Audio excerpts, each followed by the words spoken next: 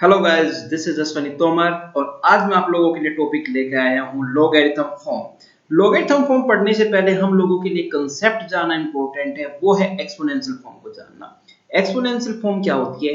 जब हमारे पास a to the power x is equal to n दिया हो, यानी कि आपको एक्सपोनेंशियल फॉर्म में करना क्या होता है कि a की पावर x रेज करने पे मुझे n नंबर n मुझे मिल रहा है। ठीक है, अब यहाँ पे हमारे पास एक दो कंसेप्ट ये है कि जो a होता है हमारे पास उसको हम बोलते हैं बेस। a को हम बेस बोलते हैं और x को हम बोलते हैं exponent. Clear? But exponential form की कंडीशन में जो बेस होना चाहिए वो ग्रेटर देन 0 होना चाहिए और 1 नहीं होना चाहिए, क्योंकि 1 की पावर आप 1 2 3 4 5 कुछ भी रेज कर लो, आपको नंबर हमेशा 1 ही मिलेगा। इसका मतलब मैं x को एक यूनिकली सिलेक्ट नहीं कर सकता, इसलिए हम बेस को 1 सिलेक्ट नहीं करते। अब अगर मैं एक और एक निगेटिव नंबर ले लेता हूं, सपोज कीजिए मैंने कोई भी निगेटिव नंबर लिया और x को जो पावर है मैंने पावर को रेज कर दिया बाई 1/2, तो निगेटिव नंबर का स्क्वायर रूट हमारे पास डिफाइन नहीं होता। इस केस की वजह से हम निगेटिव नंबर्स भी नहीं कंसीडर करते। इसका मतलब exponential form is a to the power x is equal to n, where a is greater than 0, a is not equal to 1, x is a real number and n should be greater than 0। Okay guys, इसके बाद हमारी जो form आती है उसको form को बोलते हैं लोगरिथम फॉर्म। लोगरिथम फॉर्म का कंसेप्ट क्या है? इसको रिप्रेजेंट किया जाता है log n base a is equal to x। Concept ये है a की पावर कितनी रेज करूं कि मुझे n मिल जाए। इसका मतलब a की पावर कितनी करूं कि मुझे n मिल जाए, ये हमें लोगरिथम फॉर्म में फाइंड आउट करना होता है। अब यहाँ पे भी हमारे पास एक कंसेप्ट है कि लोगरिथम फॉर्म डिफाइंड कब होगी। लोगरिथम फॉर्म हमेशा तब डिफाइंड होगी जबकि जब नंबर जो है n वो ग्रेटर देन 0 होगा, बेस a ग्रेटर देन 0 होगा एंड नॉट इक्वल टू 1 होना चाहिए। चलिए, अब लोगरिथम फॉर्म में सबसे पहले हम एक क्वेश्चन से शुरुआत करते हैं। क्वेश्चन क्या है हमारे पास?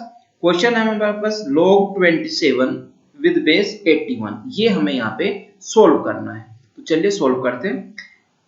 सपोज कीजिए इसकी वैल्यू x है, इसका मतलब 81 की पावर x करने पे मुझे 27 मिल रहा है। राइट गाइज, 81 को मैं लिख सकता हूं 3 3 3 जा 9, 3 3 जा 9, 3 जा 27, it means 3 to the power 4 multiplied by x is equal to 3 cube. अब दोनों तरफ लेफ्ट हैंड साइड में भी और राइट हैंड साइड में भी जो हमारा बेस है वो 3 इक्वल है। इसका मतलब हम पावर्स को कंपेयर कर सकता है।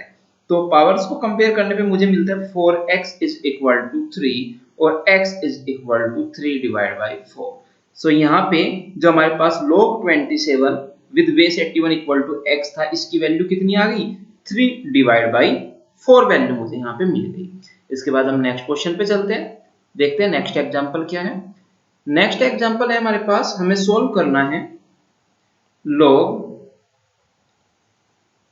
log 4 base 2 with base 2। इस चीज को यहाँ पे हमें सोल्व करना है।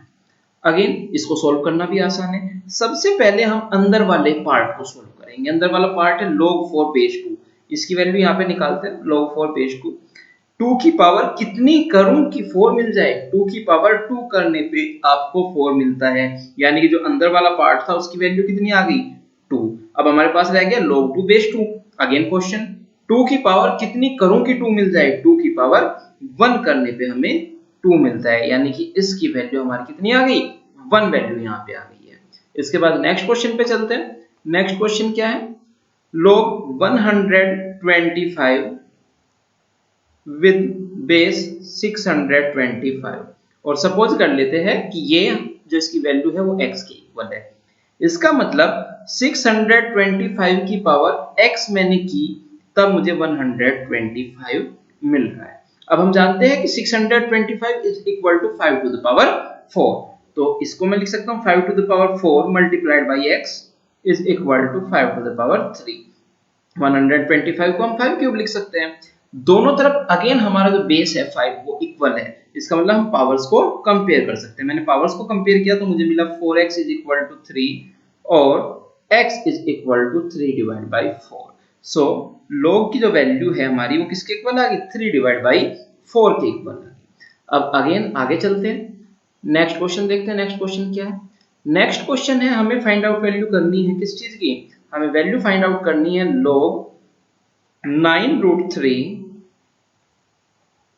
With base 1 divide by 3। ये वैल्यू हमें यहाँ पे फाइंड आउट करनी है। तो चलिए फाइंड आउट करते थे। फाइंड आउट करते टाइम सपोज करते हैं इसकी वैल्यू x के इक्वल है। इसका मतलब 1 डिवाइड बाई 3 की पावर मैंने x की, तब मुझे 9 multiplied by square root of 3 मिला। यहाँ पे 1 डिवाइड बाई 3 को मैं 3 टू द पावर माइनस 1 लिख सकता हूँ। It means 3 to the power minus x। 9 को मैं 3 स्क्वायर और स्क्वायर रूट ऑफ 3 को मैं 3 to the power 1 divide by 2 लिख सकता हूँ। अब बेस सेम है तो इसका मतलब मैं पावर को ऐड भी कर सकता हूँ। It means 2 plus 1 divide by 2। So हमें मिलता है 3 to the power minus x is equal to 3 to the power 5 divide by 2। Base equal है 3 3 दोनों तरफ। इसका मतलब जो पावर है मैं उनको कंपेयर कर सकता हूँ। पावर कंपेयर करने पे मुझे x इज इक्वल टू क्या मिला, -5 डिवाइड बाई 2। इसका मतलब जो लोगरिथम की हमारी वैल्यू है किसकी इक्वल आई, -5 डिवाइड बाई 2 की। ठीक है। इसके बाद गाइस हम चलते हैं नेक्स्ट क्वेश्चन पे। नेक्स्ट क्वेश्चन क्या है, ओके नेक्स्ट है हमारे फंडामेंटल लोगरिथम आइडेंटिटी। वो आइडेंटिटी क्या है, a to the power log n base a is equal to n। ये कह रहे हैं कि ये हमेशा आपस में इक्वल होगी। चलो देखते हैं। अब हमारे पास कंसेप्ट क्या है। अगर ये सपोज करते हैं कि ये आपको एक्सपोनेंशियल फॉर्म में दिया हुआ है, क्योंकि हमारे पास यहाँ पे जो कंसेप्ट है उसके हिसाब से ये तो पावर में ही है। इसका मतलब a टू द पावर मैंने ये रेज की तो मुझे n मिल रहा है। अब लोगरिथम फॉर्म में अगर मैं इसे चेंज करूं तो कैसे लिखा जाएगा, log n base a is equal to log n base a। ये जो यहाँ पे हमारी पावर थी उसको मैं यहाँ पे ले आया, इस नंबर को मैंने यहाँ पे नंबर में ले लिया और इस बेस को मैंने यहाँ पे बेस में ले लिया। ओ माय गॉड, ये तो दोनों तरफ इक्वल आ गया। इसी की वजह से ये आइडेंटिटी है। तो अब फ्यूचर में जब भी आप देखोगे कि फॉर्म हमारी कुछ इस तरीके की है और यहाँ पे ये दोनों बेस आपस में इक्वल है, तो ये किसके इक्वल आ जाएगा, ये इक्वल आ जाएगा हमारा n के। ओके गाइस, नेक्स्ट कंसेप्ट की तरफ देखते हैं क्या है। नेक्स्ट कंसेप्ट है 3 इंपॉर्टेंट डिडक्शंस। फर्स्ट है log n base n is equal to 1। इसका मतलब n की पावर कितनी करूं कि आपको n मिल जाए। Guys this is very normal. n की पावर 1 करने पे ही आपको n मिलेगा। इसका मतलब ये वैल्यू 1 के इक्वल होगी। नेक्स्ट देखते हैं, log n with base 1 divide by n is equal to -1। 1 divide by n की पावर कितनी करूं कि n मिल जाए। This is very normal. 1 divide by n की पावर अगर मैं -1 करूंगा तो ही आपको -1 मिलेगा। That's why the value is equal to -1। Okay next चलते हैं। नेक्स्ट है log 1 with base a is equal to 0। a की पावर कितनी करूं कि 1 मिले। किसी भी नंबर की पावर अगर आप 0 करते हैं तो आपको 1 मिलता है। ये हम 9th 10th क्लास में बहुत इजीली पढ़ चुके हैं। तो